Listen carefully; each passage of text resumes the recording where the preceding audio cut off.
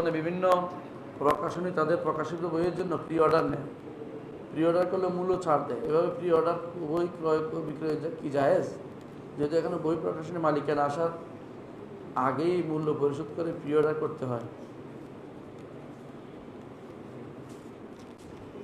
অগ্রিম টাকা দেওয়া জায়েজ কিনা প্রশ্ন এটাই। যদি এমন হয় বইটা এখনো ছাপা হয় নাই, তাহলে প্রি অর্ডার নেওয়া যাবে না।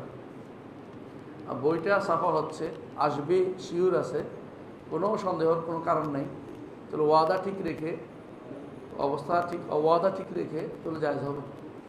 ওয়াদা ঠিক রাখতে পারলে এতটাই কি দিব, ঠিক ওই টাইমটা ওইটাই দিব, জায়েজ হবে।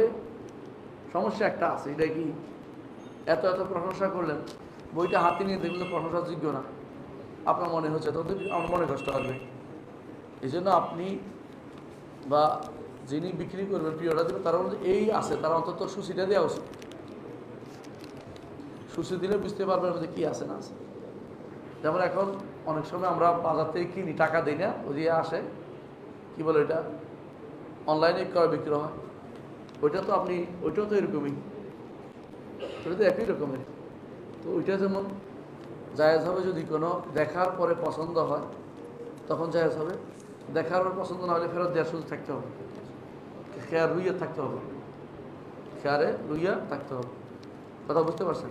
তো অগ্রিম দেওয়ার অর্থ ছাড় দিয়ে বিক্রি করতেছে, এটা অর্থ হচ্ছে আগ্রহী করে তোলার জন্য। এটা হলো হাফেজ বলে এটাকে, হাফেজ মানে আগ্রহী করে তোলার জন্য। এটার কিছু শর্ত সাপেক্ষে জায়েজ হবে, শর্ত বাদে জায়েজ হবে। জি।